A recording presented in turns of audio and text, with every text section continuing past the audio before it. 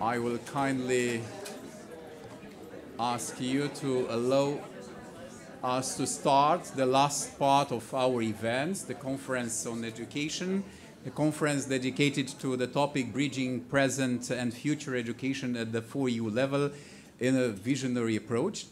I'm very grateful today in this moment to address our special thanks to the people who are just accepting to follow us and surrounding and supporting CIVIS initiative.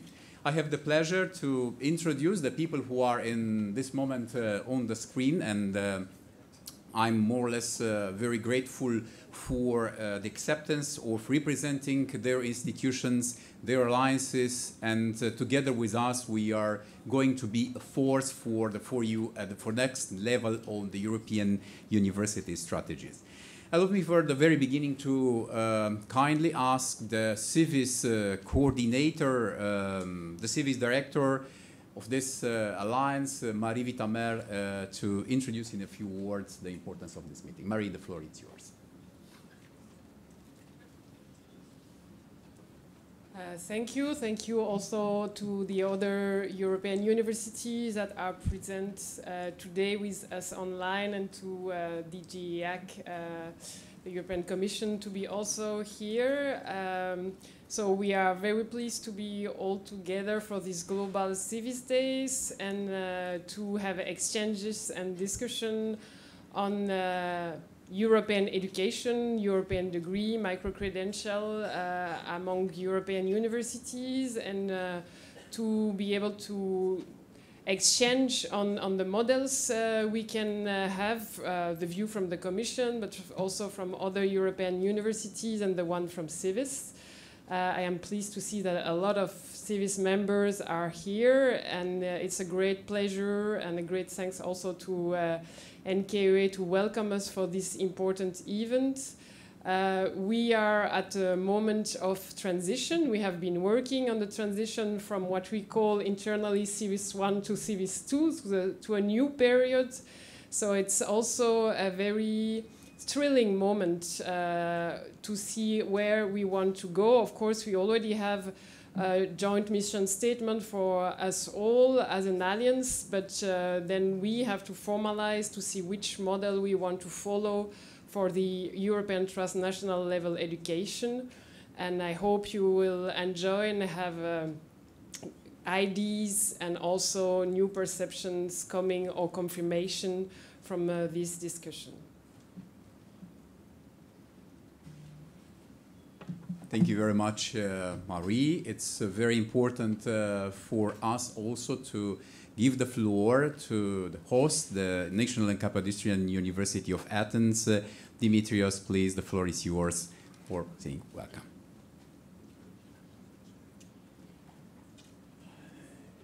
Dear representative of the European Commission, dear colleagues, representatives of the European alliances, it's a pleasure and an honor for us to have you here today, and we are sure that there will be a very interesting and fruitful discussion concerning the development of the European alliances of higher education. Thank you for your presence, and I seize the opportunity to thank all the people who are here in the room today, and welcome also some colleagues who arrived just before the start. Thank you very much. Thank you very much. And now it's time to start, which is more expected in this moment from the audience, but not only, because we have the opportunity to have an online stream in the YouTube channel for all the people and from the audience outside of CIVIS to follow the presentations and, of course, to being in contact with what are going to achieve here, but together with our colleagues. I'm starting with introducing the first speaker, and this is the representative of the Commission, Jan-Maël Bidot. Thank you very much, Jan-Maël, for joining us. Jan-Maël is the policy officer at the Higher Education Unit. Directorate General for Education, Youth, Sport and Culture. And Jan-Mael, it's the person in charge with what's happening in the next call on the European degrees. And some other weights, activities are on his shoulder. And we are very much grateful, dear Jan-Mael, for what you're going to do on this important area. After Jan-Mael, we have 4 presentations. One is coming from Olga Wessel. Olga is head of Brussels office in Eciu Alliance. But also Olga, for us, for the people from the first wave of alliances, it's also the coordinator of the 4EU1. She's in charge with discussion, and together with Marie, with Francois, we are managing the works which are in this moment in behind, which are not in the light, but very important for doing well what's happening here in this area. The next one will be Meritxell Chavez, another alliance, and we are also very grateful for Meritxell. Meritxell is the project coordinator and manager, University of Barcelona for CharmEU Alliance. And also Meritxell is the chair of the legal entity subgroup at the 4EU level, in charge with a parallel mission for our 4EU degrees to develop not only a European degree, but at the same time a legal entity as a structure for the new leadership in our institutions. Sophia Kerner, it's going on to be representative of the next alliance, policy officer at UNA Europa. And thank you very much also, Sophia, for joining us. And last but not the least will be Neringa Narbutiene, the project manager and the EU Connexus Alliance coordinator. Olga was the former chair of the European degree subgroup, and she was going to establish everything which is now following in a very good way for the European degrees and academical affairs. Dear colleagues, I have the pleasure to start with the first speaker, Jan-Mael. Please, the floor is yours, and we are following your presentations in an online format. Thank you very much. Jan-Mael. Thank you very much, everyone, for the invitation. Of course, it's always a bit sad for us to not be able to be present in person in your premises. We would rather travel, of course, to meet you in person, but as you know, COVID has changed quite some things, and also as part of a green policy of the European Commission, we are trying to reduce our carbon footprint by reducing traveling. So hopefully I will still manage to give you some interesting information about the files I'm working on at the moment. You mentioned 2 aspects of our work at the Commission that I'm more particularly working on. One is the European approach for micro-credentials, which, as you may be aware of, was a proposal of the Commission that was put forward at the end of last year, and that will be adopted by the Council in a slightly modified version, of course, we can say confidently, a few weeks. So this is something definitely to look for. And the other big file I'm responsible for is indeed, as you said, this European degree that we call European degree, but the wording has slightly evolved. We are now talking about a step-by-step approach with first a joint European degree label to be tested in the piloting phase, and eventually the possibility at the end of the process to have joint degrees based on common European criteria, because we did not want to give the impression that the European Commission or the European Union would try to create a European category of diploma. As you are aware of, the European Union is not competent for delivering degrees, and this will always remain the full responsibility of the national or regional or institutional authorities in the respective countries. So this is not going to change. This is not going to be a new European category of degree, but we can say it follows a bit the same thinking that was adopted for the European approach to microcredential, we could actually call it a European approach toward the delivery of joint degrees in Europe. But now allow me to share a few slides for your full information on the topic that I understood is the one you're interested the most in, which is the work toward a joint European degree label. So the latest developments on this front are the recent Council conclusions on the European strategy empowering higher education institutions for the future of Europe that were adopted last month. And in this document, the member states have agreed to envisage the possibility to award joint degrees in the future based on European criteria that would be co-created with member states and relevant stakeholders. And this is important to keep in mind for the work on the label as well. And of course, it should always be in accordance with the instruments of the Bologna process. We are not here trying to replace the Bologna process, but on the contrary, actually to support it to go further. In this council, we also, in this higher education package, there was a council recommendation on building bridges for effective European higher education cooperation that was adopted that contains some recommendations from member states to ease the delivery of joint programs, of joint degrees in Europe, because we know what you are doing in European University Alliances, developing joint educational provision is very difficult and can be administratively speaking and technically and legally speaking very complicated. So member states with this recommendation recommend to leverage some of these obstacles. And more interestingly, for the topic of the day, it also gives a roadmap toward a possible joint degree based on common European criteria with a step-by-step approach.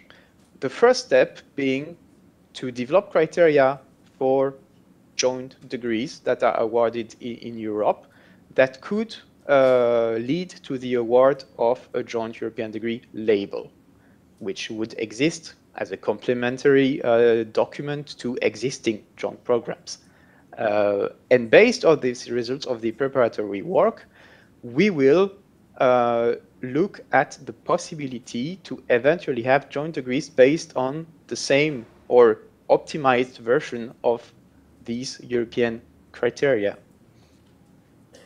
Where are we now?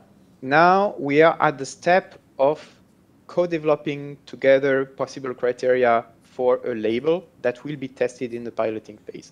So we have conducted consultations, workshops. We had dedicating meetings with member states representatives to agree together on a list of criteria that would serve as the basis for the call for the pilot that will be published very, very soon. So these criteria are now almost finalized. We will present them next week at the meeting of Directorate General for Higher Education with all the member states.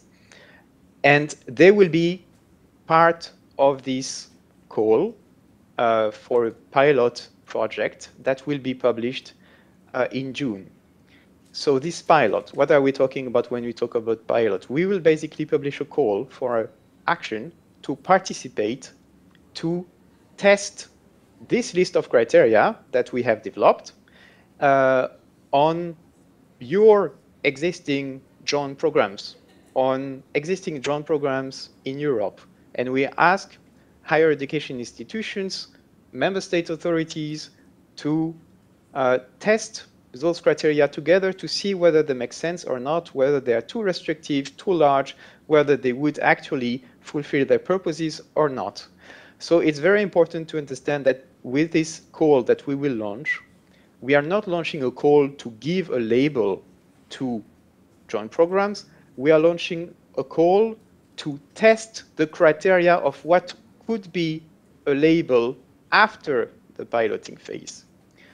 Of course, during the piloting phase, during this piloting project, and if you are selected to participate to it, if you realize that some of your programs are already fulfilling those criteria, you will be able, during this 1-year period, to present those joint programs as labelized as joint European degree label, because they would be fulfilling those criteria. But there won't be a call for every university in Europe to apply to get this label. The purpose of the pilot is really to test this list of criteria before we take another step. It's really a step-by-step approach. After the end of the piloting phase, which should be early 2024, we will analyze what the results are and what possible developments could be envisaged, including the possibility of having joint degree based on co-created European criteria. There will be 1-year projects. Those pilot projects, the ones you may be interested to apply for, they will be 1-year projects conducted by higher education institutions. They will be put in the leading role, and they will also be able to be conducted in consortium with public or private organizations, such as, I don't know, accreditation, quality assurance agencies, recognition authorities, etc. The minimum requirement would be to have a consortium of at least 2 higher education institutions from 2 different countries applying together, but of course, the merrier, the better. As always, proposal will be assessed against criteria that will look at the relevance, at the quality, at the impact of the different proposals. This is pretty standard for all call for proposal published by the Commission. Of course, I cannot give you the award criteria in more details now. First, because the call is not finalized, it's not written completely yet, and everyone should get the same information at the same time.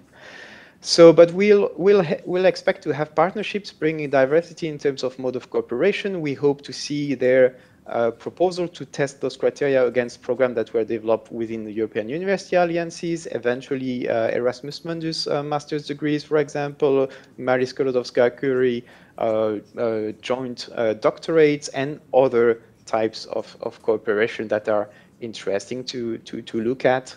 We'll hope to have the geographical representativeness and ideally involving national, regional, or institutional public authorities will be encouraged, because we are looking really at a co-creation process. We want to have the higher education institutions and the member state authorities jointly working together on this to have a fully co-creative process. So the objective would be to implement, to test, to evaluate common European criteria for joint programs. As I said, those criteria will be annexed to the call.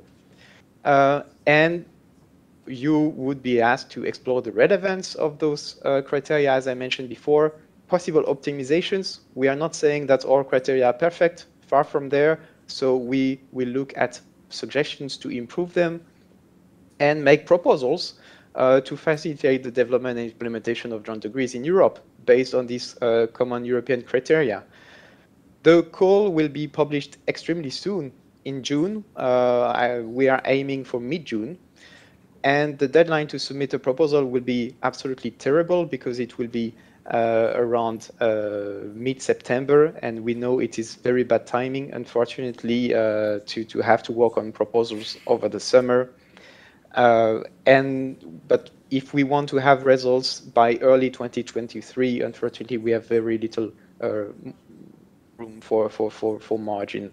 The project will be 1-year project, so we expect they will start in early 2023 and be concluded in early 2024.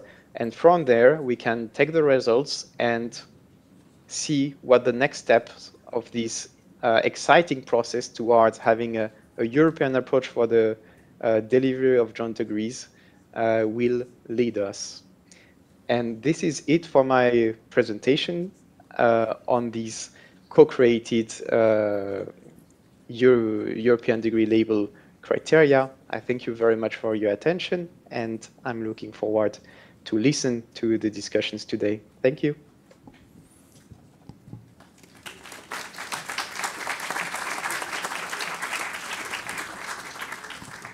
Thank you very much, Jan Mael. I'm sure that all the people from the audience, but not only the people from the audience, are very interested to see about the news which are coming from the Commission side related to this call, which is an unusual call for all our universities, and we should be very quickly ready for applying to this one. You have seen the schedule, which is in this moment a very difficult one for all alliances, but we try to do our best in order to follow this recommendation. Thank you very much. Your questions for Jan Mael, please note, and after that, when the Q&A session will be open, please send to us. Also, the YouTube channel is open. Alexander is responsible for collecting all questions coming from the others, from outsiders, and it will be very nice to answer a little bit later. From this perspective, Jan Mael, I'm just moved to an European alliance example, and that on the list it's Olga Vessels, also the chair of the 4EU1 group. Olga, the floor is yours, please, going on with the presentation. And it's important to mention to all colleagues that we have received PEPATE, the presentations from our colleagues, and we are sharing a little bit later with you all. Thank you very much. Olga, the floor is yours. Thank you, Romita, and I'd also like this opportunity to thank you for all the work you are doing for 4EU, because Romita is the chair of the European degree subgroup, and he's doing a great work there, getting all 17 alliances together on this challenging subject.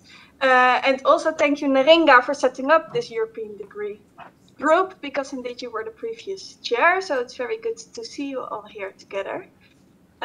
Indeed, I made a presentation. Let me share it with you. And I'd like to start.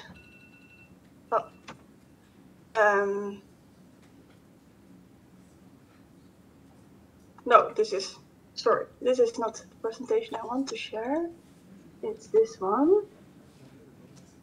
I'd like to start with saying something indeed about 4EU. So it's the Forum of European Universities, bringing all European Universities Alliance, all 41 together at the European level, because we are, of course, very diverse. I think this will also become clear in our takes on the European degree, but we are just stronger if we work together. So what we do is we share information amongst each other. So we are just ahead of the game, we are stronger together, and we work together on, for example, common ambitions that we have, and also on certain lobby needs that we have on both the European and the national level. So I think for the European degree, Jamal, it's very clear that we are a little bit sad about this terrible timing for the pilot, and even a few weeks of postponing the deadline in September would already be of great value to the alliances. So that's something we discussed amongst each other and we all agree on. But of course, we understand that you are also not independent of the broader process towards delivering a European degree. So next to chairing this forum, I'm the head of Eciu Brussels office. And I will present now to you within 10 minutes the Eciu take on the European degree, which is quite unique. So I'm really curious if we can take part in the pilot. We would be happy to, but if the criteria that you will present to the DG Higher Education next week, if they match the Eciu priorities. Because our take on the European degree is that it's a real opportunity to innovate Europe's higher education, and it should not necessarily only be about joint degrees, but we should enhance its impact and also take other joint education at the European level, include this in this European degree concept. And Eciu University is, I think, a forerunner when it comes to micro-credentials, the other dossier of Jamal. So if it's already two dossiers in one person at the European Commission, let's then also content-wise link the two topics. First, some words about Eciu. Three things make this network, this alliance unique.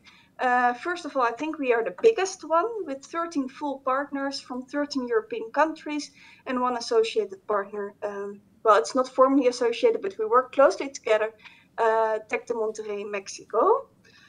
And the second thing why ECIU is unique is that we built on a previous collaboration of 25 years. So we already have joint education in place for decades, joint research programs, mobility programs, leadership programs for our staff. And that's an excellent basis to work upon to step up our ambitions and build towards European University. And the third thing that is making ECIU University unique is that we're not building towards a traditional university at the European level. We're not mimicking what we're doing at the national level, but we're building more of an ecosystem, including society, industry, SMEs, governments, to work on societal challenges and to solve these with the help of our learners, the knowledge in our institutions, the teachers, the research that we have there. So it's all this challenge-based concept, this problem-based learning. Some maybe are familiar with, we call it challenge-based learning, asking society, what is the need you have? What is the question you have? And then having our learners and researchers working on exactly that question. So the gap between academic and society that might be there, that is closed as much as possible. And if you translate this ecosystem concept to learning and to degrees, we focus a lot on lifelong learners and the needs of, for example, employees in companies.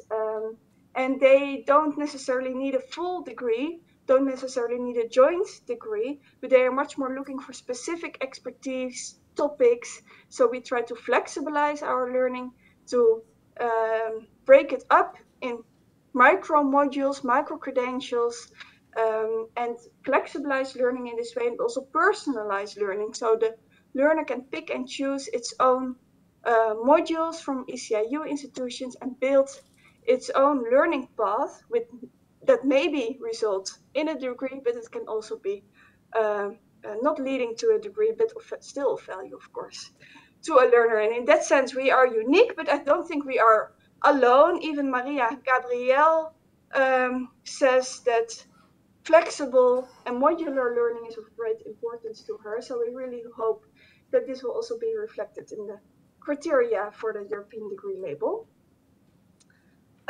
We published a paper on the European degree as a digital competence passport, because that's in the end what the European degree will be for ECIU. So it's more a living document with stackable micro-credentials, and it becomes your passport for life, where you can add competences, skills as you learn in life. What is needed to realize, of course, this at the European level is more quality assurance and a better understanding of what are micro-credentials, what are the definitions of a common framework. So there is still a lot to do at the European level.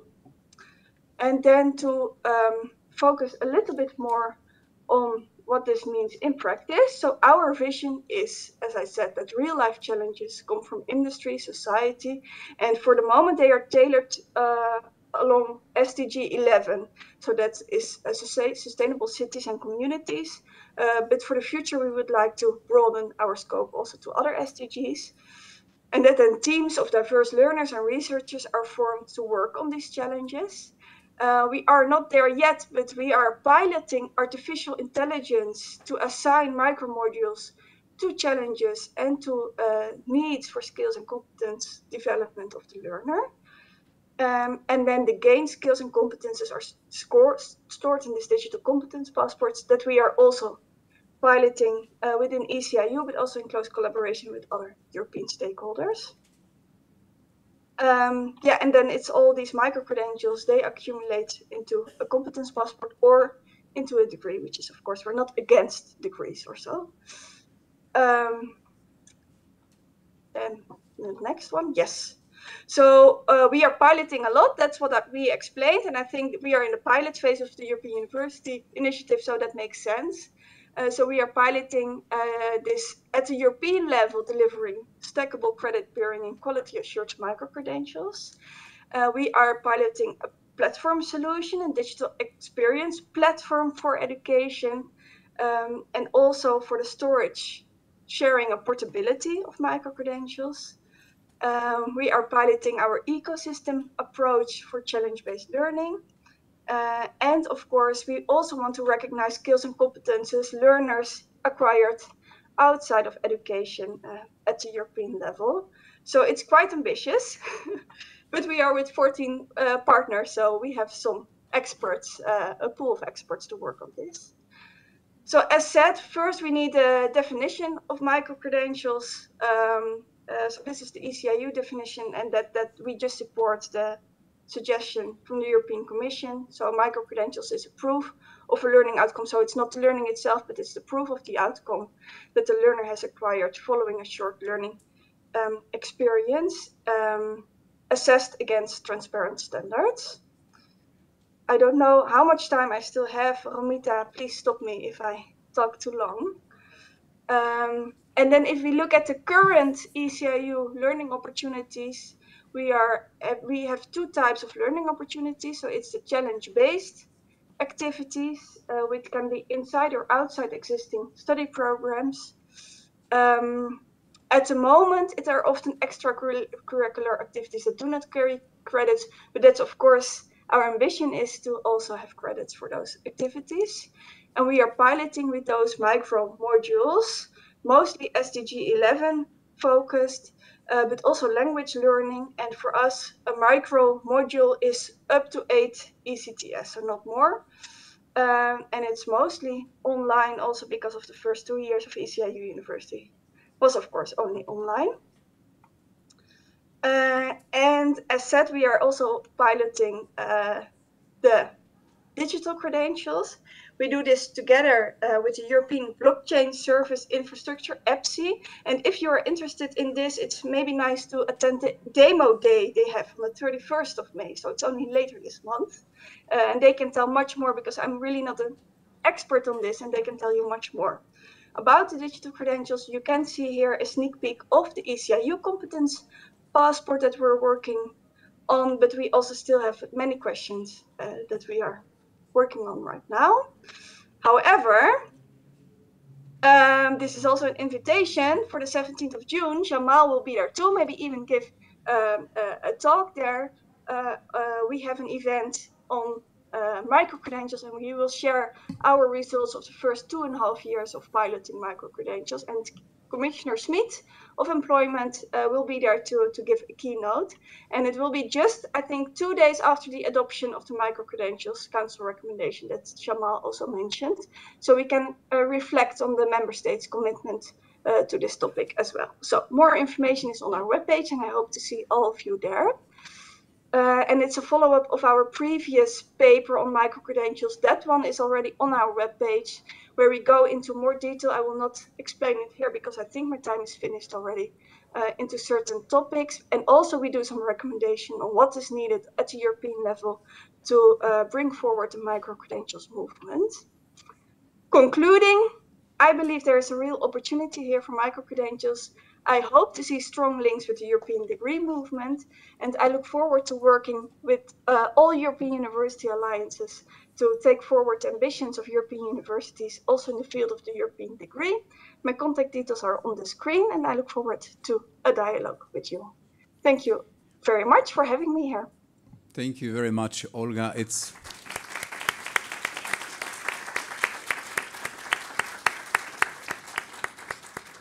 Thank you very much. It's very important to see from another side of the river what's happening in other alliances when we are going to talk about micro-credentials.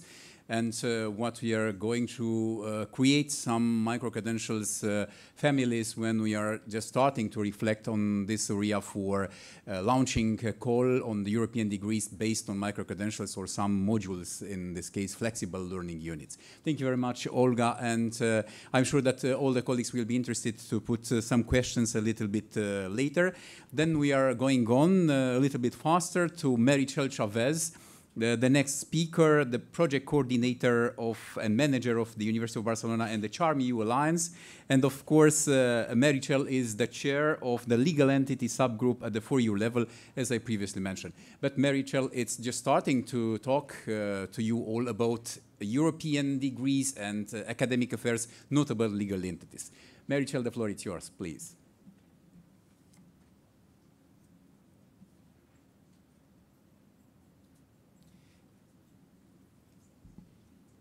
Probably you should unmute a little bit. Are you? We cannot hear you, Marichal. So, the magic button, yes, it's yeah, activated.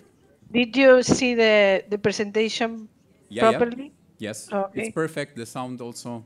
Go on. Okay. Okay. So just very quickly to explain just a little bit of context of where is the master here, why it's part of the project. This is the Alliance. I will not go ahead with that. Just to say you that we are expanding, and as many others in the next round. And the master program was our proof of concept. So it was a pilot. We were building everything from the scratch, and the pilot is the mix of everything: the governance model, the curriculum design, the teaching and learning, the inclusion, and so on. So I think the other, I cannot, I don't know why it's not working. I press it, but I don't know why it's not working. You see it properly, more or less? Okay.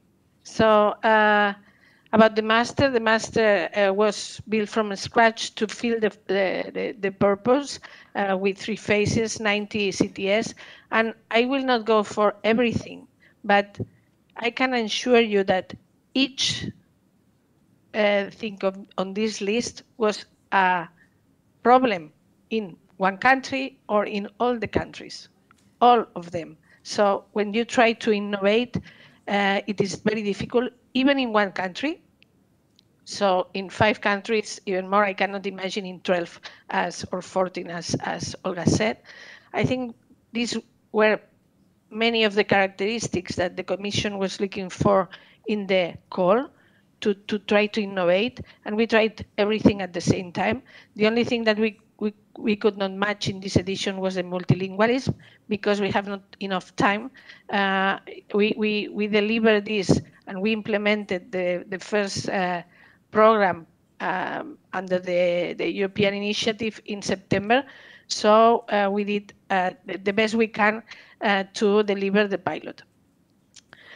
More important than the master in itself is our journey. So as I said, we build it from the beginning. We create the values of charm, the values of the educational principles, the people. We bring we create the knowledge creating teams, these transdisciplinary teams that work. Imagine a doctor from Budapest working with an economist of Barcelona, building each module, the teaching and learning strategies, the tools, and also very important, the professional development plan for the academic staff. So I can assure you that one of the conclusions is innovation requires time and effort, but we count, and I think this is also a commonality with other alliances, that the will of and the importance of what we are doing is the most important thing that move us. Okay, so the knowledge creating teams, you know what it is. It is this combination of multidisciplinary groups and transdisciplinary people coming from outside, stakeholders. We have 60 in the core group and 300 in the expanded group. And we are also engaging them now in the research dimension. Just to show you what is the model. So we have students in 5 campuses balanced in a similar way. So we have just one admission process, and we ask them to rank the starting university, and we distribute them. It is a synchronous delivery. So at 10 in the morning, someone in Budapest is lecturing, and then there is teamwork among the students of the campus through these stations that you see. We were thinking about at the beginning that probably different strategies will be used, and here you have the focus at the beginning, what we think it can be the model that we can use. At the end, we are using the 4th of them. You will see I will not go through all of it, but I want that you have the slides just to know the model. But we have also we have tested as much as possible the technology that can support this in terms of the BLI or of the emerging technology. Okay. I want to make just a quick review of the professional development. We had one work package dealing with teaching and learning. They have done a strong effort to help and support this innovation process. I can tell you that we have innovated not in one thing, but in so many things that the academic staff was collapsed. They said, we cannot change so much in so short time. And also we create a group of educationalists supporting all this innovation. Okay, and this has been very, very useful. We have an intense development plan with formal workshops, with resources. We produce a lot of teaching and learning resources, people working inside the group to help with the new technology and so on. And what we try is that all of this would be transferable, so we can, it is in the toolkit. As soon as we test, we refine and we put it in open to all the people that wants to use what we are producing. Just to finish very quickly, the accreditation process, I wanted to write the nightmare of the accreditation process, but I didn't at the end. But I want to highlight that we were entitled by the Commission to push, okay? To push and try to change the barriers. It's very difficult. It has been very difficult and a very challenging process, but we have learned a lot in the process. We have many barriers to confront, and now I think the Commission has a very long list of what needs to be changed. Okay, but at the end we went through it because of the will. We said we are not going to throw the towel, and we didn't. I can say it had a price because we have been running since then to implement properly. The key, I think, was that we started very quickly to co-create this process with the agencies and the ministries. We use the European approach as the only way to do that. But at the end, our countries were not ready to help us as much as they wanted because they had not the legal basis. At the end, two of the countries, Spain and Hungary, changed the legislation. In the case of Spain, late, because we have already gone through all the process and need to go through the Spanish process too. But what we got from the ministries were at least agility to be able to pilot this in 2021.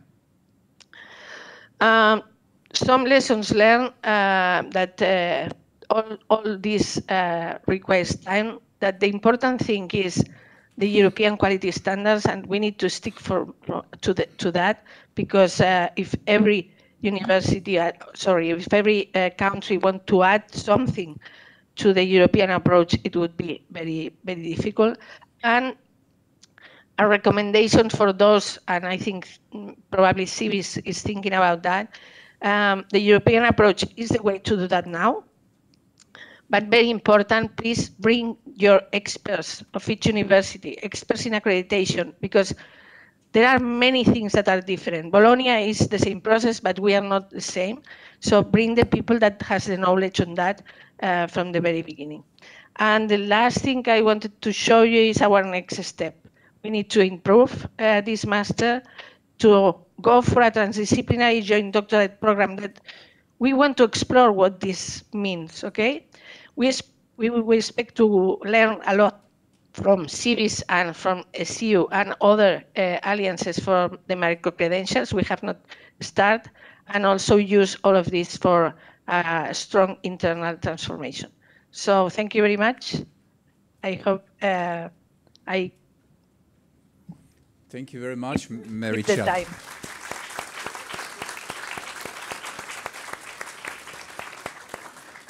We have collected many hopes after your presentations, I'm sure, and certainties, because it's also very important to see a quality assurance reflection on what CHARM-EU is doing in this moment. And we have selected some cases which are important for us to understand what's happening in the arena. And thank you very much, Mary Chell, for putting the accent on what is so important to follow on further reflection alongside the CIVIS activities. Thank you very much.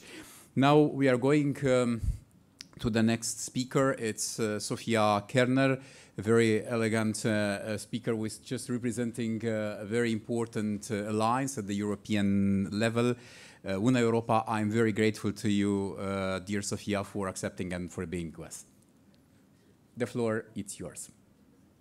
Thank you very much for having me. Good evening, everyone. And thank you to CIVIS and in particular to Rumita and Marie for extending this invitation to us. I will just share my slides with you.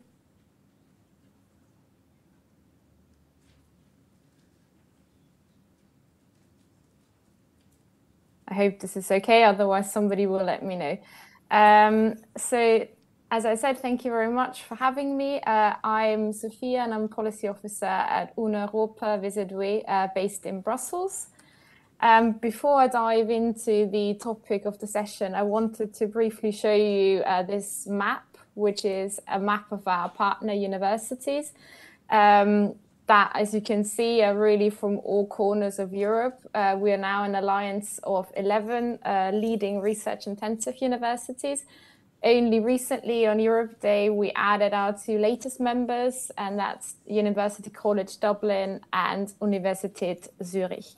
And something that I already wanted to mention here is really the ultimate goal, the ultimate aim of our alliance is to enhance the quality of education and research, and all of that to make a meaningful and impactful contribution to society in Europe and beyond. As an alliance, we have 4 what we call strategic building blocks. In addition to our education dimension, the other pillars are research and innovation, sustainability and climate protection, as well as our international dimension. But today I'm going to be focusing really on the first pillar that you see here. Within our alliance, we really believe in creating an international, value-driven and innovative community that's open and inclusive. And within our One Europe project, which is our pilot Erasmus Plus project, we've been piloting and testing some joint innovative formats for education and for mobility. We've heard this already from the other speakers today, that we're really very much in the pilot phase here. But what's very important to us and to our partner universities is a focus on added value and on impact of our collaboration. So we do not want to replicate activities that are already going on at our universities, at individual institutions, but what we do together is really about, where we can be better together, where we can innovate, where we can really push the boundaries. This is where we want to work together as Una Europa. And second, very important point, we don't want to develop things just for ourselves. The aim is really to scale and transform our formats, our findings, to the benefit of the European, but also the international higher education community at large. We have some guiding pedagogical principles as Una Europa that really define everything that we do together. All our joint courses and programs that we're currently developing are following these principles. We're looking to promote multilingualism in everything that we do.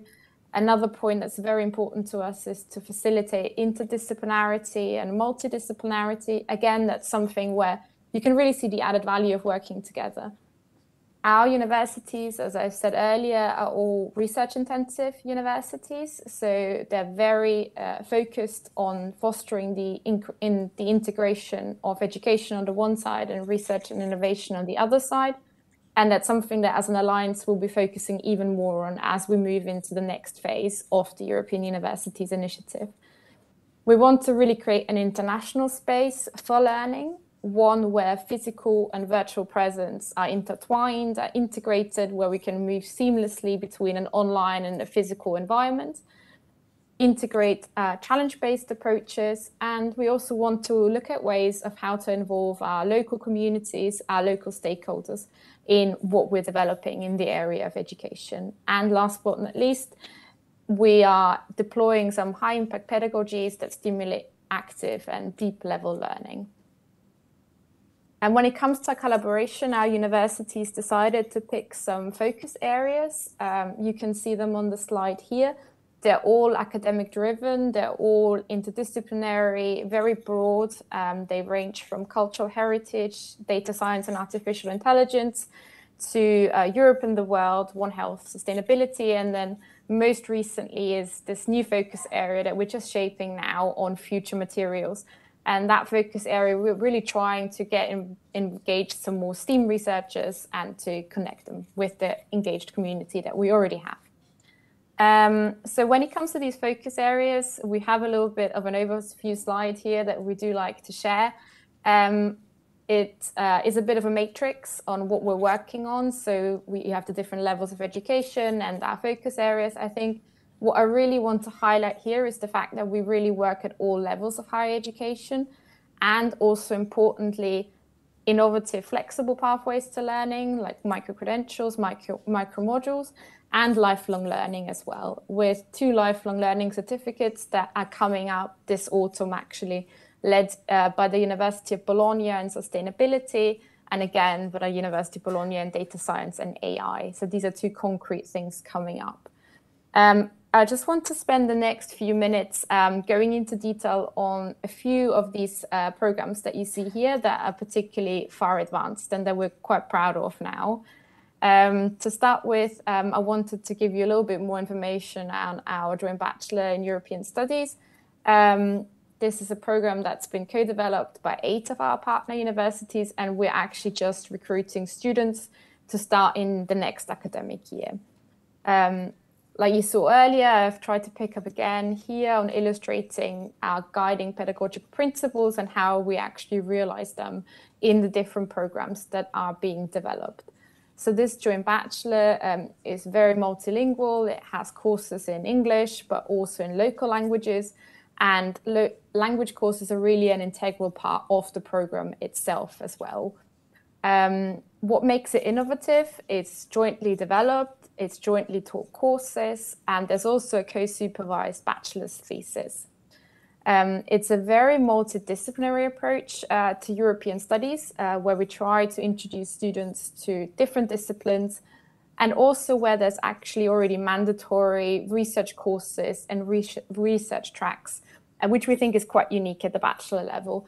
There's also possibilities for internships in there. Another thing that we think is quite special about this program is the 18 months embedded mobility, that students can go to at least 2 and maximum 3 universities in the Alliance. And then, some just basic information here in terms of the structure of the program and the accreditation. And as Maricel was mentioning earlier about their joint masters, our joint bachelor was also accredited by the European approach. And that went through the Flemish-Dutch Accreditation Agency, NVO. Then just a little bit more about the program that our academics have designed there. So the way it works is that there's a truncus communis, which is a common core of multidisciplinary courses that each student has to follow at the start of their studies. And then this is followed by some major and some minor modules across 7 different disciplines. And this really allows students to personalize their curriculum and to follow an individual study path that is in line with their interests and their expectations for what they want to do later on in life. As I said, the program has quite an ambitious mobility program of 18 months. This is really in line with what the program wants to do. It wants to not only theoretically teach about European Union, European values, but it wants to also enable students to live abroad, to experience different cultures. So we think this is really, quite a selling point. There's also a compulsory winter school where students can actually choose to attend either physically or virtually. This is something that's quite important to us as we really want to develop mobility that's that's sustainable, that's more inclusive, and that's more affordable, and that really allows everyone to experience mobility in some shape or form. And then, of course, there's also this focus on the core European values, as well as some transversal skills in terms of intercultural awareness, problem solving, but also social, civic, and global skills. Then the next program that I wanted to highlight is our doctoral program in cultural heritage. At the moment, this is a double PhD based on co-tutel agreements. But a lot of the content, you can see here, 30 CTS of the content has been co-created by 8 partner universities. And that's in addition to what's being offered at the host and home university. What makes this program quite special is the 4 transnational research teams that have been created. You can see the areas here. It's around heritage and migration, heritage and digitization, and also how to safeguard our cultural heritage. And again, there's 12 months mobility, at least to the host university. But in addition, there's some research stays, some PhD workshop at the level of Europa that you might have seen in the earlier slide, some seminars and internships to really make this an international doctoral program.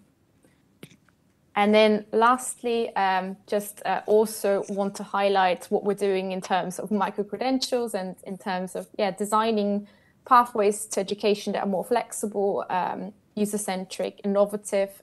We now are currently user testing our micro-credential program in sustainability, which will be launched in September, actually. It's based on stackable MOOCs. You can see the details on the slide here. And what's really quite important about this is that, again, it's looking at the topic of sustainability through a multidisciplinary lens. It's looking to really give students, learners, a holistic understanding of sustainability and to look at it through different pillars, through environmental lens, a societal lens, an economical lens, and to also transmit some transversal skills at the same time. And then here on the final slide, I've just linked some resources that I think might be interesting for you. You have some links to our joint bachelor portal, the same for our joint PhD, and then as well for the user testing for our micro-credential program that's actually still open for the next few days in case someone is interested to have a look at this. And then seeing that this was really just a short snapshot of the different things that we're doing, I've also linked our One Europe annual report where you can have a little bit more information about our general activities. Thank you so much.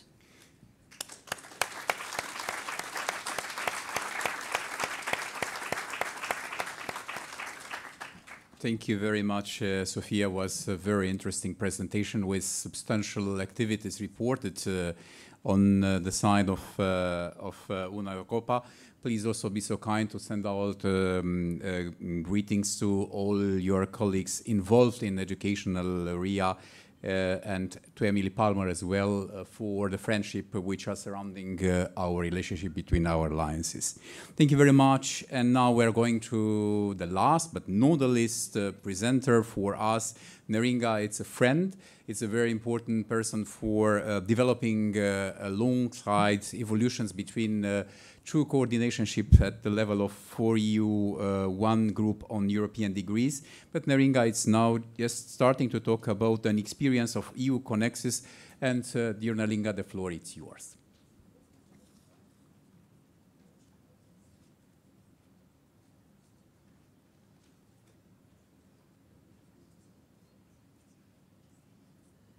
Hello, good afternoon to all. And let me share this. Okay. So thank you, Romita, for inviting EU Connexus and me personally to your event, CIVIS Global Days. And I would like to show a couple of examples of joint inter or transdisciplinary flexible academic offers that EU Connexus European University is developing in smart urban coastal sustainability area. At first, a couple of words about the alliance. We also in enrich our map of the network.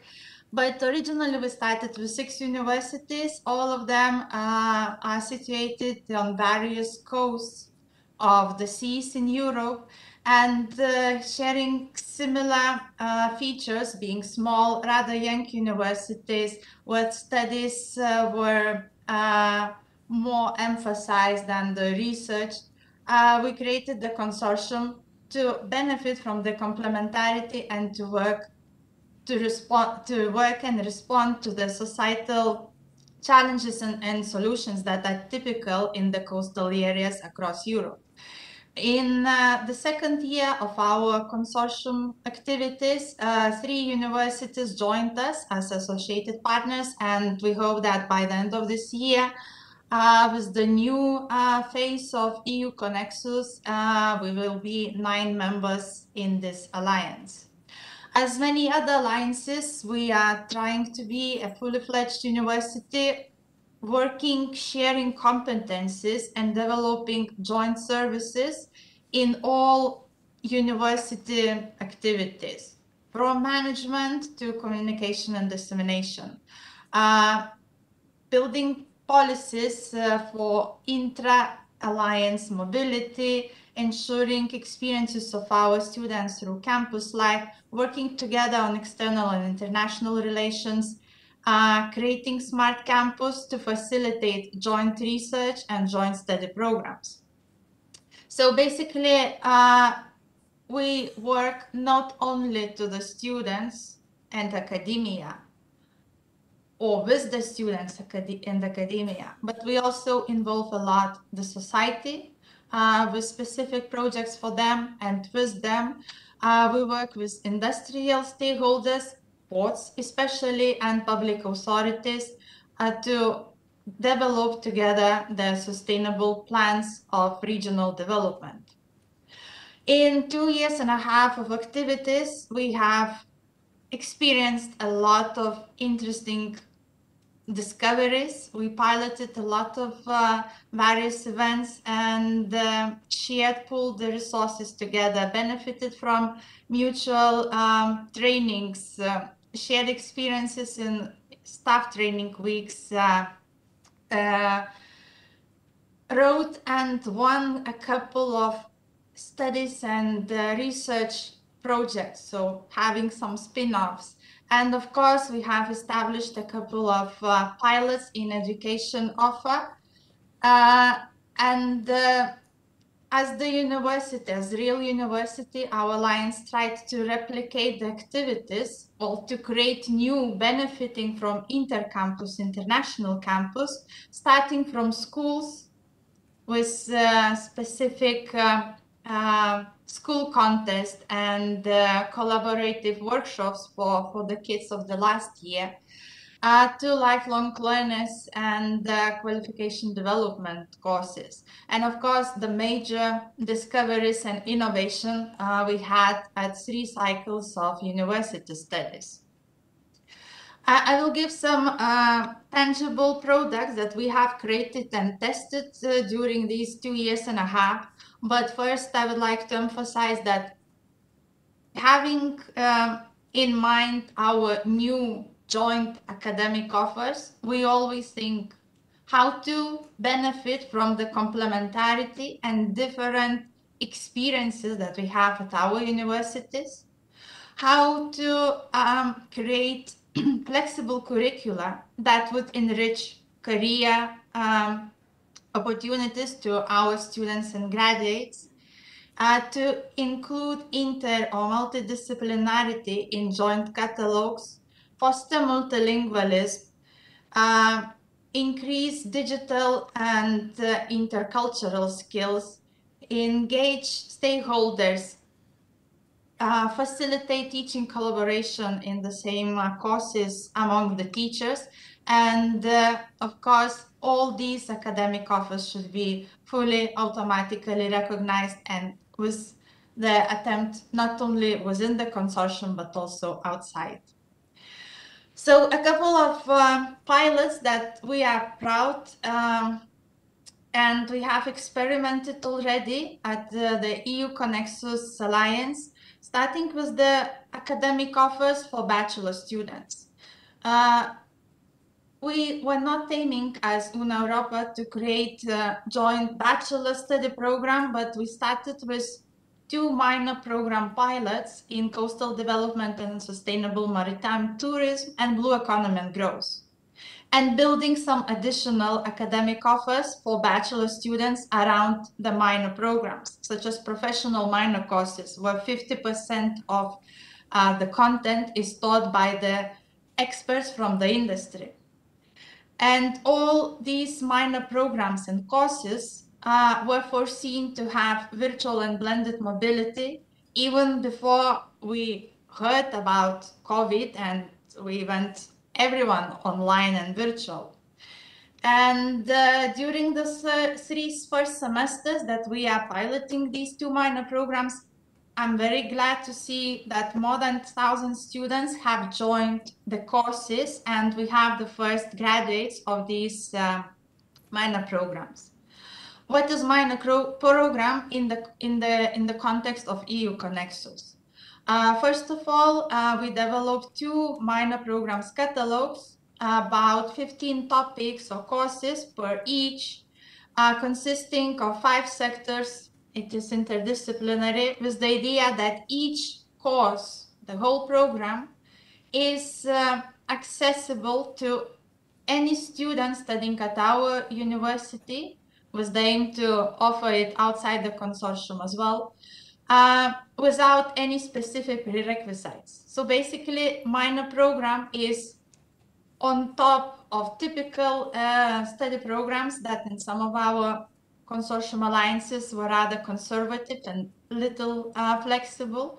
So with these minor programs, we aimed to give additional interdisciplinary knowledge to our students.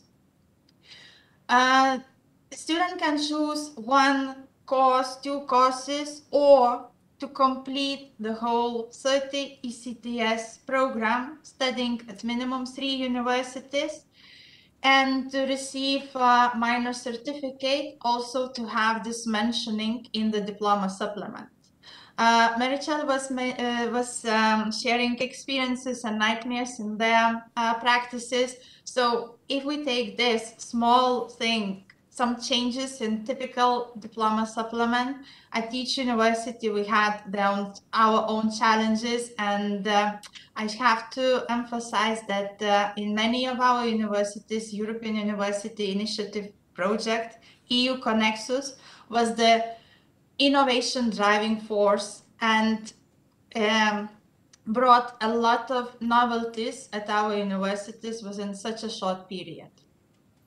As other universities, we have experimented with joint master program in marine biotechnology, and I think this is typical joint master program that could receive a European label of joint degree programs. It has totally new joint curricula. Not a single course existed before, so everything was created in forming the teachers collaborative teams to work in the same project, to work in the same course.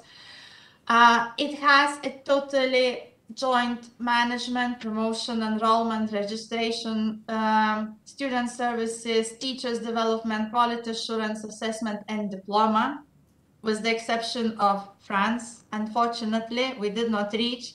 As Charmy, you inspired us, we also chose to accredit the study program using European approach, and during the process, 3 countries out of our consortium has changed the law to automatically recognize this accreditation, and still we are working with 2 of the countries, Greece and France, that the changes are made. To go further and thinking about sustainability and smooth kickoff for this master program, we have applied for Erasmus Mundus Joint Masters, and we got scholarships for this And with new students, with new Erasmus Mundus scholars, we are starting this program in September 2022. As Una Europa, we had this ambition to create truly joint interdisciplinary PhD study programs. But legal frameworks in this are even more complicated than for bachelor and master. So as other colleagues, we have started to implement co-tutel agreements, and as of now, finalizing catalog for transversal skills and benefiting from PhD summer schools on generic skills as well. So when we are doing double based on co-tutel agreements, PhD programs, we agreed among the partners to follow some agreements that were foreseen for truly joint PhD program, to include languages, to have joint admission, to be as much interdisciplinary as possible, and to include quite a lot of mobilities. With micro-credentials, we have not experimented. It was not in our initial goals, but have been influenced by all European Commission policies, and especially by Olga and her colleagues at the Eciu. We have piloted 2 micro-credentials on transversal skills from 1 to 3 ECTS, developed together with industrial partners. That was very interesting, and it seems that it may be the future for our new minor programs, and maybe even master or PhD programs could be based on the courses that as micro-credentials are offered to more students inside and outside the consortium. The first reactions were rather good. All these international experiences that we have collected were in the pilot phase. And we are really thankful to the European Universities Initiative for giving us space and, well, resources to experiment, because we saw what is functioning, what is not. And now we are improving and aiming to have all these academic offers sustainable, that could be could be run without additional funding. The last but not the least, related to all joint academic offers, is the platform where we can implement it. And it seems we have advanced a lot with digitalization and all these smart solutions, but it was not easy to launch EU Connexus Moodle with single registration, so the students from any university from the consortium with the credentials of their own university, whether it is AUA or UCV or La Rochelle University, could connect with additionally creating new user and user account and passwords. And also we offer career center and mentorship platforms to implement some projects to the students. So basically this was in brief. If you have any curiosity to explore the academic offers in more details or to see upcoming events, feel free to visit our website or to email me if you need some experiences on whether it is European approach or minor programs or any other collaboration that we have with the consortium. Thank you very much.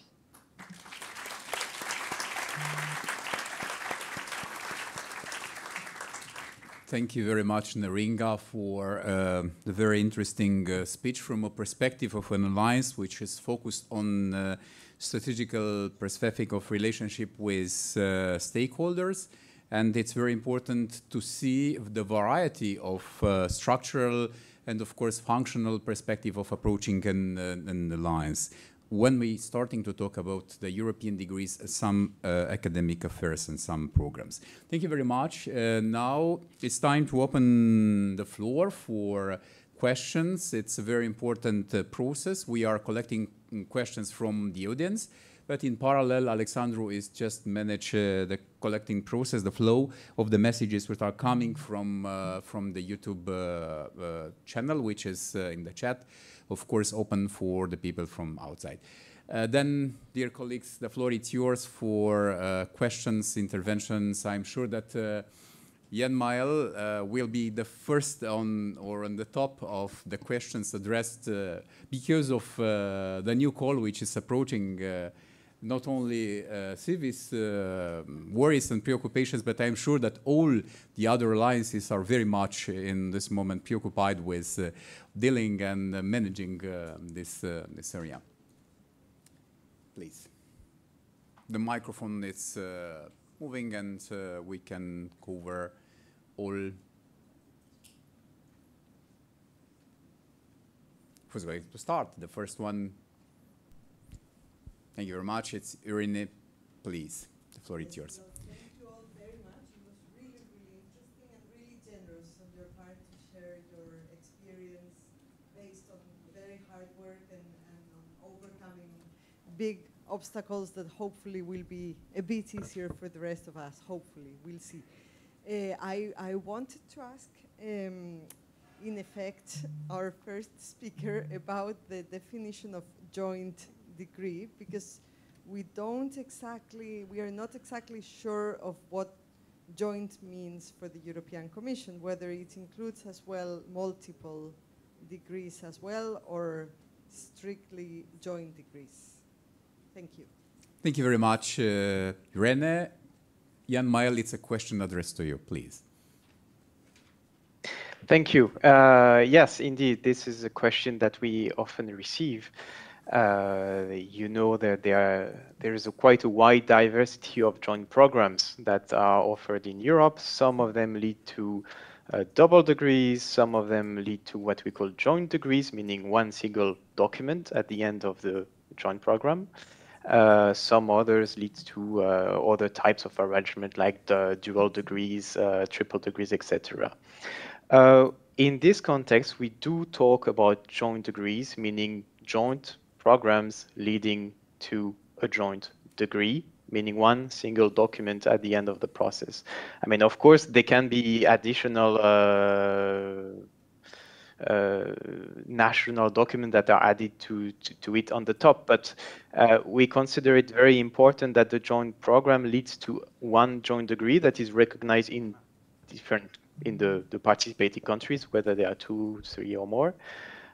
Because this is also instrumental to make your life easier at the end of the process. We know that why are they double degrees? Most of the time because it's too complicated to make a joint degree, and making a double degree is a way to make things work somehow, even if it's still complicated.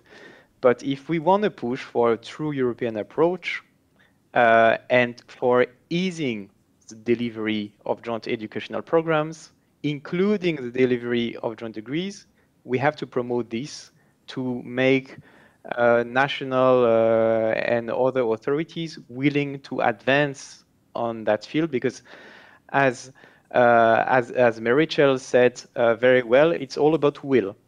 So we have to make them want to make your life easier, and by this we have to promote the most ambitious option, which is that is the joint degree, but that shouldn't be difficult for you. At the end, the idea is to make the delivery of joint degrees easy at the end of the process. It's to change the situation in comparison to what is now. Yeah, thank you very much, Jan-Mael. It's very difficult to deal with not only the linguistical sometimes difficulties, but it's a very, very sensitive process. Okay, they have another question here, and then up, Irene. Okay, Irene, I just try to alternate left-hand side part and right.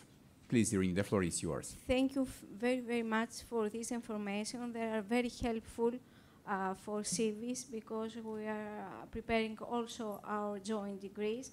I would like to ask some more practical questions. How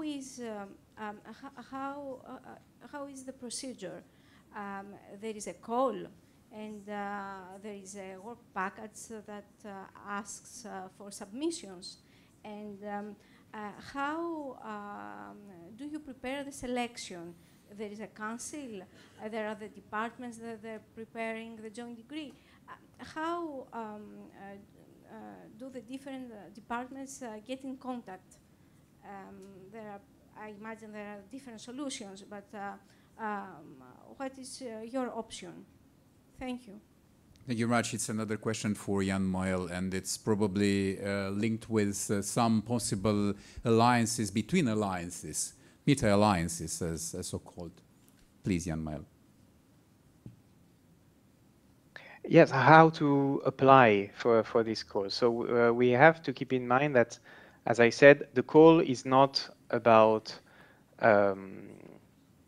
getting the label, it is about testing the criteria of the label on existing joint programs.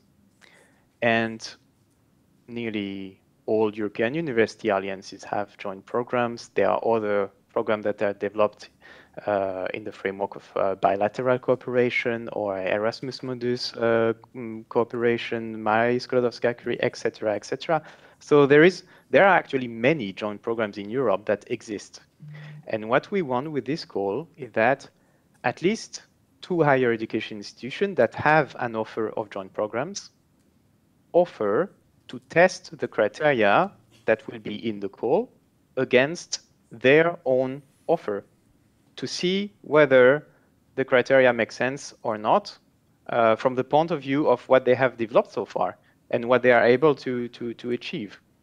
So in order to apply, there will be a call for proposal, and of course there will need to be a coordinator. That will be one university with a consortium of other universities. They can be the same universities as the one you have built a consortium with in the framework of European University Alliance. It can go beyond this. It can be several higher education institutions representing several European University Alliances. It can be with a university that is not part of any European University Alliance.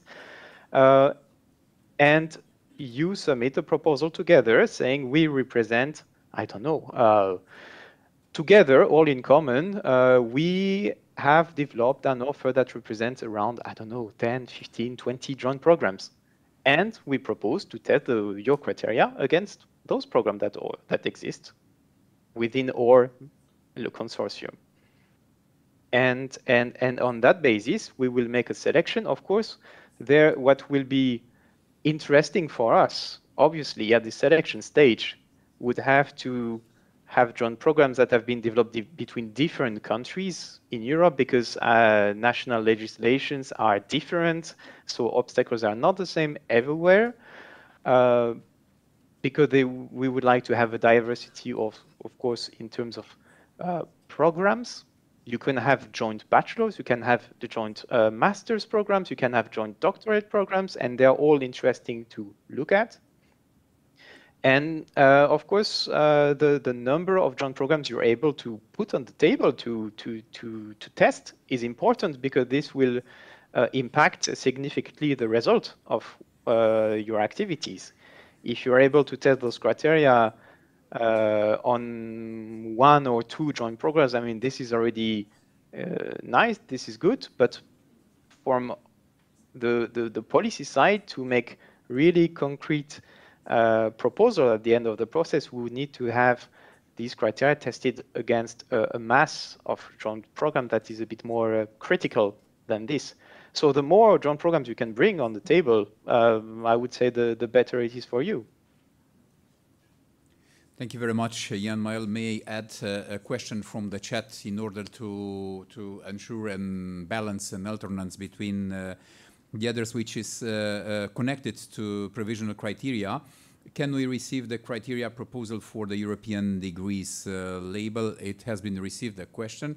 We are very proud that CIV is part that we have contributed with a very structured example on provisional criteria related to the European degrees. And Jan Moel, that's a question for you again. And I'll try to go further to other questions received to our colleagues from other alliances. But But now, Jan-Mel, please. Absolutely, yes. As I said, those criteria, they have been developed in participating to workshops, in having discussions with the 4EU members, in having discussions with member state representatives, etc. It was a long process. The list will be published with the call, so everyone will get it at the same time. We will be presenting the provisional list to the member states representative, the Directorate General for Higher Education next week, and we will see if they have any strong reaction to it, if it needs some last-minute adaptation. But everyone will receive the final version at the same time with the publication of the call that we envisage to be, for now, around mid-June. Yeah, thank you very much for your answer. Now I received from the chat another question for our colleagues from the alliances. We'll kindly ask the colleagues from the alliances, how did they manage with the ECTS recognition within each of the partner universities? Please, the floor is yours. Would like to answer firstly. The ECTS, which is a Bologna tool. We know that we are managing different tools. Okay, Marichal. I start, Yeah. In our case, until now, it's very easy because it's a joint program. No recognition is needed because the students are students of all the 5 universities, so we don't need to recognize anything. There is only an award and a joint program, no matter where you are. So in our case now, it's easy for now, but it's for example, it's something tricky also for the mobility and things like that. But I suppose that in other type of programs would be different. But as a joint program, we don't need recognition because it's the same program. Thank you very much. Another opinion or another example? I could share our experience. Nerina, please. Yeah. Yes, thank you. For the joint program of master, we are in the same situation like Charmy you. It is joint master. We have agreed this in the joint master agreement to recognize majority of the courses are developed between 2-3 universities, so we have no doubt.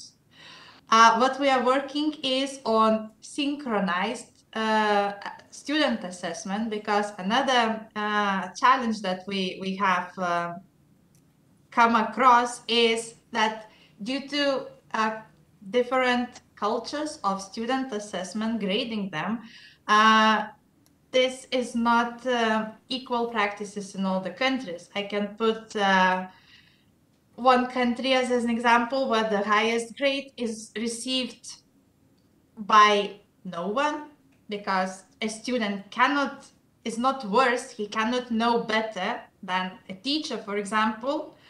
And in some other country, this grading system is for the students and not for the teachers' knowledge. So this is something that we are working on right now, how to do this. So it's another challenge, not exactly related with the ECTS, but transfer of grades. And for minor programs that we have for bachelor students, ECTS are easy to recognize, but to be honest, there is a challenge that not all the courses offered as minor courses in the minor catalog could be recognized as learning outcome with the credit and transferred instead of another course in original study plan of the student. Especially when it comes to more conservative education systems and study plans, or very much regulated ones. For example, like pedagogy or psychology, where you have very strict framework and you cannot have another type of experience, learning experience, than this one described and accredited by the quality assurance agency. Thank you very much, Neringa. Interesting experience and extensive answer. I'm coming to the audience for the next question. I have here Dimitrios and then another one up. And of course, please, Dimitrios. Professor Karadima, the Vice Rector of the National Cappadocian University of Athens. Many thanks, first of all, to all our speakers for their clear and informative presentations. Thank you very much. And I have one question. Micro, please. No. Close. Okay. I repeat, many thanks to all our speakers for their presentations. They were very informative for us. Now, one question. If I remember well, I think Una Europa introduces a bachelor program in European studies, and also Connexus, a minor program for bachelor students. So I'd like to know whether these programs are free of charge or the students have to pay. Sophia, if you like to start to answer, thank you very much. Yes, sure. I'm happy to go first. You've really touched upon one of the most difficult subjects, I think, within the Alliance in terms of tuition fees. It was quite a lengthy discussion between our partners because they come from very different traditions. But at the moment, it is a fee-paying course. So we have different fees for EU or EEA nationals and some, non-EU fees. So in the range, it's between 2,000 and 6,900. That's concretely how much it costs. We're also working currently on a scholarship scheme to also make this more inclusive. Yeah, thank you very much. That's a question from the audience as well. Thank you for the question. Thank you very much. That's the next. Well, thank you very much for this extremely helpful presentations. Just a brief question to the first speaker. Given this expected call and the criteria that will be produced, do you think it's advisable to wait for these criteria to be publicized and afterwards be settled upon, or just wait for more courses to be somehow implemented first? Do you think that after this selection has been made, the existing courses will have to be adapted to the criteria? Okay.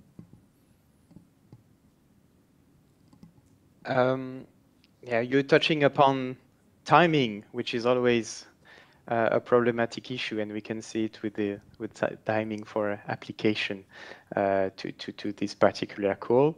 Here, I have to mention that this is a 1-year pilot action, and usually pilot actions are very short time actions, and they are not aimed to be necessarily repeated every year. So this pilot action is about testing the criteria of this joint European degree. We don't know yet if at the end there will be a joint European degree label or not. That we will know only at the end of the pilot projects, so 2024. And it will entirely depend on the will of the member states to decide to have a label, or even to agree that these criteria should actually be standard for joint in Europe, and that they could be used to have an easy and common way to accredit and quality assure joint degrees in Europe.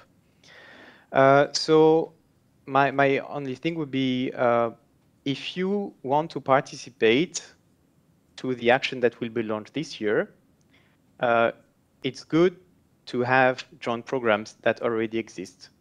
Then they will comply or they won't comply, every lesson will be good to be taken on board, because if they don't comply, it's because we have something to reflect on.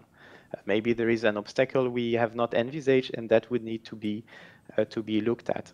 If you prefer to wait for your programs to see the outcome of the pilot and see then how you could create or adapt your existing joint programs, that's totally another strategy, but unfortunately I cannot give you any assurance on what will happen at the end of the process, because, as I said, it will entirely depend on the result of this preliminary phase and on the will of the member states, who, as you probably know, are very keen on making sure that it is clear that this competence to organize education and to deliver a degree is their competence, and that the only thing we can do as the European Union, as the European Commission, is ask people to come at the table to discuss together and eventually to agree together on some actions they could take.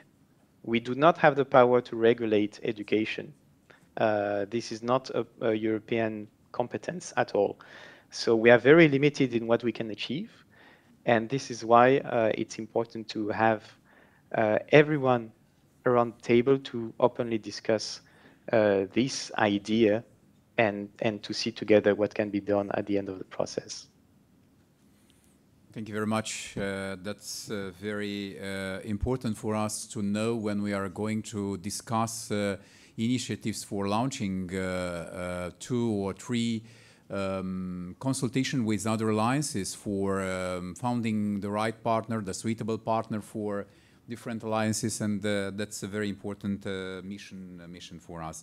I received a question for Olga related to the micro-credentials and the role of micro-credentials in creating new study programs. Olga?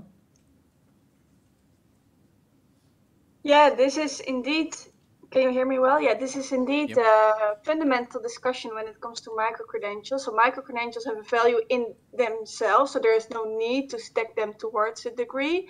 But of course, at least this is what we in Eciu believe, there's also a value in degrees. And that's difficult, of course, because degree is not simple stacking micro-credentials on top of each other and you have a degree. But it could also be the case that you take courses from the different Eciu institutions and you build towards a formal degree, which is incredibly complicated, but I think it should be possible as well. So there's a value in both.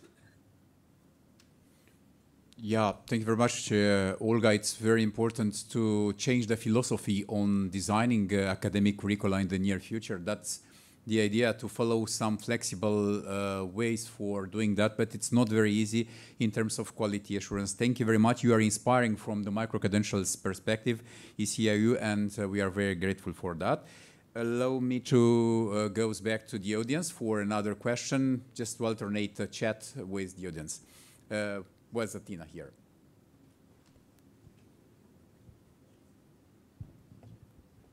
Thank you. I would like to ask that, from what I have seen in some of the joint programs already launched, there is this embedded mobility period up to 3 semesters, if I understood correctly. And I wanted to ask if in the new project to be launched, there will be any financial incentives for students for physical mobility, in case there is physical mobility, or should it go through the Erasmus? And also any incentives for professors who will be involved, financial incentives for professors who will be involved in creating these projects. Thank you. Thank you, Tina. Dear colleagues, who's going to start? I can start if you want. Yeah. In our case, we are using Erasmus Plus mobility because they have at least 1 semester that is compulsory. They can do 2 in the 3 semesters. We are using this year quite a lot blended intensive programs also to test this position. And we are using, even if it's all connected in the 5 campus, sometimes we move the teachers to another campus. So they lecture from a different campus to already test everything. So I think the instruments that we have are useful, but I must say that joint programs are not fitting well in the traditional Erasmus Plus concept, because there is not a home university. People, it's starting, for example, if we have people applying in CHARM that are from Barcelona, but end as a starting university in Budapest because they get their first option or the third, okay? So the starting university is no more the place where the student live, and they move to another university.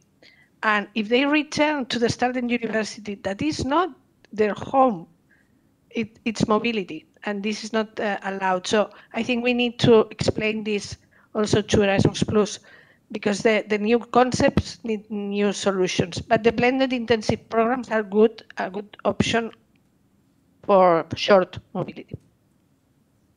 Thank you, Mary Chair. There are other answers from... Okay, another question on the left side of... Maybe I just can comment and okay, invite... A short comment, please. Yep.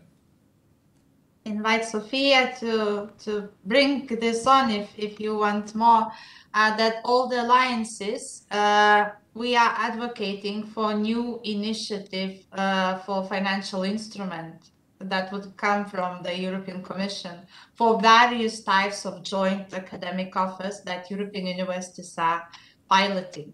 This is very important as Erasmus Mundus is for masters, Marie Curie joint doctorate for PhD and bachelor programs are left outside of this. And Marichel was saying how difficult it is with typical other mobilities. So we really would like to repeat this joint statement that we made with Una Europa and other alliances, and I'm not sure if Civis has joined it, to advocate for this unified approach for financial sustainability.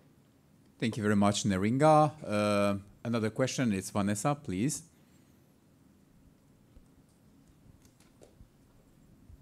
Hi, thank you so much. Very, very impressive. And I'm a student with the Civis Student Council. And my question for the alliances is whether, if at all, at what level, if any, students were implicated in the design and the co-creation of your various different alliances. Thank you very much, Vanessa. Very interesting question for our colleagues. Thank you. I'm happy to go first if that's helpful. Thank you very much for that. Thank you for that question. For us, it's a principle, yes, that we do involve our students as much as we can, also already in the design phase of the joint courses and programs. And I can give an example for the micro-credential program in sustainability that's just going through the user testing phase. Before it went to that user testing phase, it actually went through some co-creation workshops with some students. So that was kind of created and attended by students, which was a very interesting concept. So that the workshop was designed by a student, but supported with staff. And then we had an interactive workshop with different students, not necessarily exclusive to our alliance, but this was an open workshop as well, where the academic just got some input from them on their needs and what they needed. And interestingly, this is also something that the academic actually asked for. So it's a two-way road there. Both the student and the academic, in our case, they're very interested in this kind of interactive engagement. Thank you. Thank you. Neringa, do you want to comment, or Olga, or I go for it? Okay.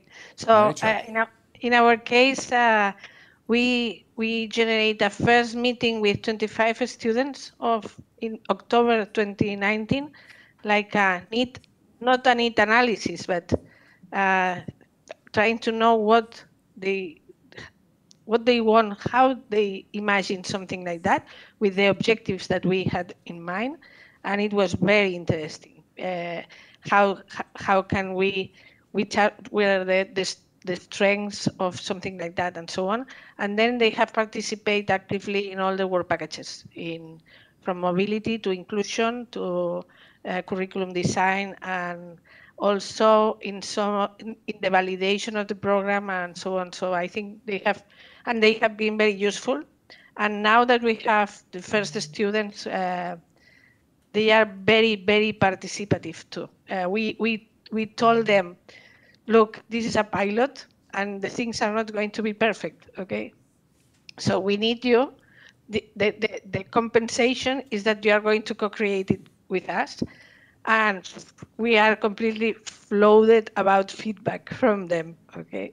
So they are very keen on providing how to improve the thing. So I think this has been a key element too.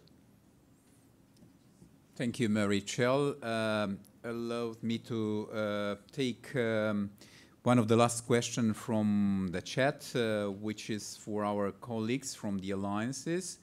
For the colleagues experiencing joint programs in their alliances, how did you manage to keep students engaged, and what was their feedback on the programs? That's another interesting question launched to you, dear colleagues. Please, the floor is yours. What do you think, Olga, in this question? Yeah, so we don't have full joint programs, but micro-credentials, but I do agree that engaging students and learners, it's also related to the previous question, it needs constant attention, because I think you're never 100% successful in this. I also think if you ask a regular student at one of our member universities that happens to be on campus, what is Eciu University about? You need to be lucky that they know Eciu University. So I think communication, dissemination, engagement of the community, and not only staff, but also not only students, but also staff and academics, it just needs constant attention. Even for Eciu, we exist for 25 years and still we have a lot of work to be done there. So solutions, not only challenges, but solutions are, I think, exciting events. So we have sports events, Eciu sports events where students can join, summer courses, so special events. We also have a student agora where students can meet each other also from different disciplines, so they can broaden their own network in Europe, and that's what they like a lot. And I think also indeed evaluation also in halfway through the semester, getting their feedback, adjusting the programs. We're indeed all in this pilot phase. I agree with Mary-Chell. Students love to co-create this new endeavor together with us. So that is really important, that they feel their voice is heard and that they're part of Eciu University and not only the consumer of Eciu University. Thank you very much, Olga. Sophia, you have been experienced much more than others in the joint programs. Could you give us a feedback? And that could be the last one. Yes, also kind of in line with what Olga said. So we don't have a first student cohort as of yet. So we're starting in the academic year of 2022 with our joint bachelor. But something that we have been thinking quite a lot about within UNEuropa, and I think it fits in quite nicely with the last sentence of Olga, is that we have a lot of enthusiasm from our students. They're really keen to get engaged. They are doing a lot of activities for and with the Alliance. So we've been thinking a lot about how to reward and how to recognize actually this engagement. And that will be a huge focus for us going forward, in how to design a student path where their engagement is really valued and rewarded, potentially also in their academic pathway, because this shouldn't be something that they're just doing, you know, for the greater good. It's for their own personal development as well. And I think that's really important, because they are very important stakeholders in this. We shouldn't forget that. Thank you very much, Sophia. Very interesting. And I have negotiated for the last question, the very last question on this evening. Sorin, please, the microphone is going to you. And then together with Marie, we are just approaching the end of this meeting. Oh, thank you very much. It's a privilege for you. Last question. So I'm pretty sure that most of you may heard about this kind of fears from our universities. So what are we doing here? We have mega universities in order to strive for micro-credentials. That will be the end of the universities. That will be the end of the education as we know it. Well, that's a very conservative fear, and it comes as a quite known American philosopher has said, you know, domains and disciplines are for deans and librarians. And they like to stick with it. But we in science and generally in knowledge, we have problems, right? About, for instance, to explain the brain, to explain the time, to explain many things. And we are going to approach it from many perspectives. So I think that this breaking through micro-credential, well, will challenge the mentality in our universities, but will really open the university as we are. Now my question, do you feel in your universities or at the commission level these kind of fears? I mean, do you feel opposition, I mean, this kind of conservative opposition to this grandiose project we are part of? I mean, networks, and as we said, now we are a kind of meta networks because we are a few networks connecting people and discussing about common things. Thank you. Thank you very much. Sorin is just challenging us with a philosophical perspective on the future. There is a philosopher, an American one, Neil Postman. He was getting us an important work on the end of education. And now this is the beginning of new education. This is not anymore an end. Please, the floor is yours. I'm just giving such a time for reflection, dear colleagues. This will be the last reflection for this night. Only me, I, and Marie, probably. We keep the right to say something. Well, Yes. Olga, go ahead. Sorry, Miritel. Maybe just very brief. So as Eciu University, for sure we have the ambition to innovate education, as we think this is what Europe needs to be more competitive. It just needs stronger links to society, more flexible learning, inclusion of lifelong learning, close the skill gap.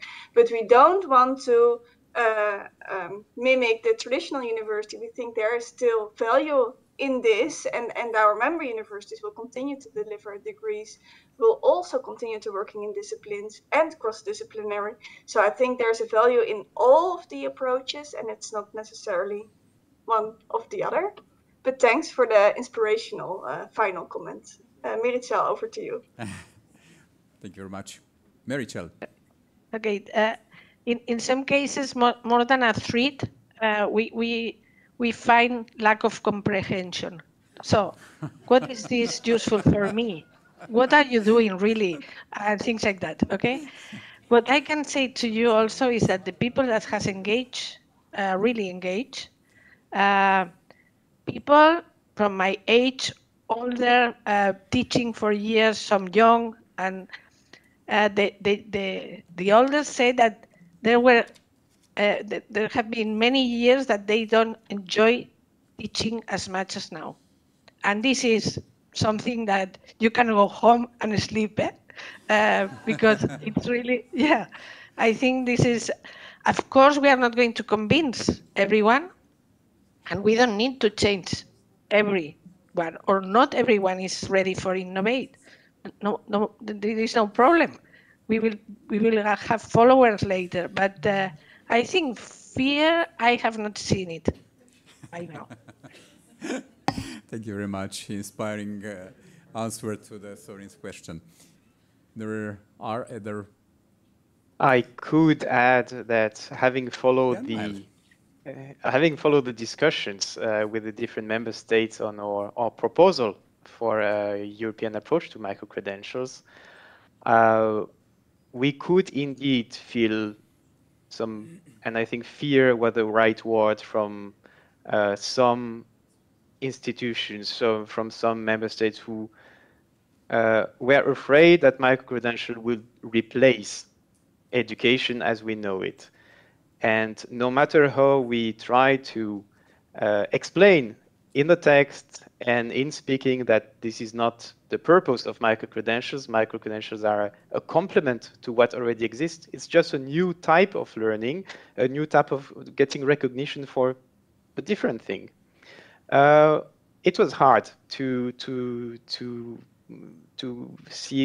reassure those that feared this, but in the end, member states seem to have reached a common position, and the European approach for micro-credential will be adopted next month, which I think will be a very good signal that innovation is possible, that micro-credentials are out there, that they're relevant, maybe not for everyone, but for some people, and it's still worth it to reach out to those people that cannot access education as we know it. And on a more personal remark, I would say that if universities don't go for micro-credentials, others will do. And there, the consequences might be exactly what those who fear them would be. So I think it's very good that higher educations show that they are ready to innovate, ready to engage with more people, with more different types of format of learning. And higher education, as we know it, have been existing for thousands of years. They will stay for very long time. So there is no reason that to fear that much. But yeah, the European approach for micro-credential would be a good signal, at least. Thank you very much, Jan-Mael. Just to share a small secret with you, the people from the audience, because the people from the screen are already aware. This is the first time when Jan-Mael is going to talk in a very how to say, sensitive, philosophical perspective, because all the time he's just in the position to answer officially to the question, representing the voice of the Commission, and of course it's a lot of pressure on the Jan-Mael side. Today I've been completely relieved. Thank you very much, Jan-Mael, for giving us, and to the people from the screen, that's Jan-Mael. It's not only an expert, but in the same time it's a thinker in education. Thank you, Jan-Mael.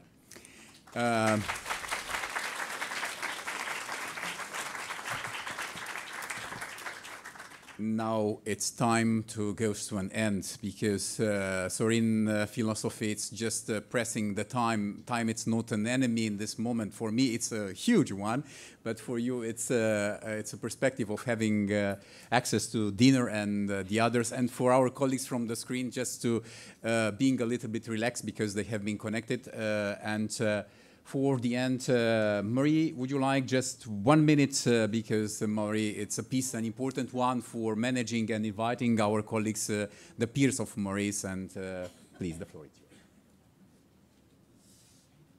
But just to thank you, it's very inspiring, and it gives also strength, because I think my colleagues managing European universities would agree on that. It's challenging, as it was said, and it's nice also to exchange on what we achieve, what we want to achieve, as that also the values behind the full rollout of European universities is important to us, that innovation is important to us, to keep the motivation to be there for you, to work for all the Alliance, and on my side for Civis, of course.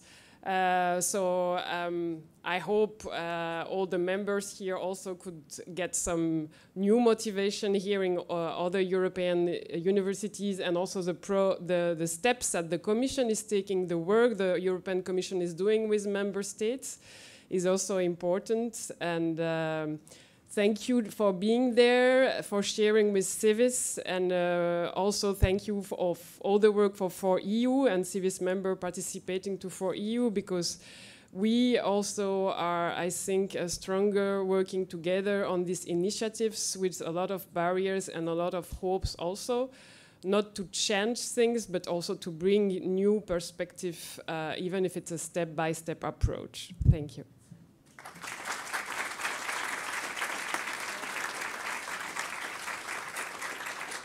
And now it's the end of the end, not of the education. I'm just going to read names, and 1 minute, please.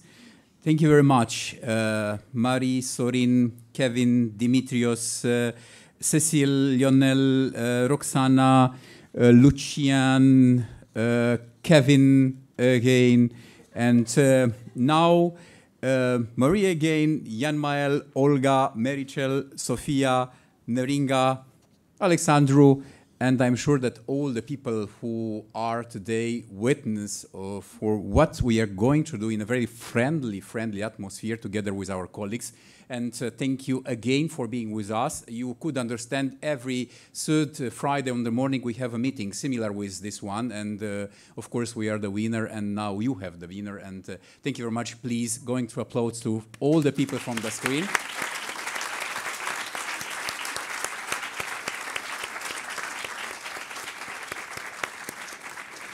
And also, I don't want to forget important people who are just in background. You cannot see the people who are giving us this opportunity to have technical perspective in a very, very perfect way. Thank you so much, Ilias and Dimitrios and the wonderful team for no names, but so good functional. And thank you to you, Romita, for organizing all these days. Thank you. Thank you. The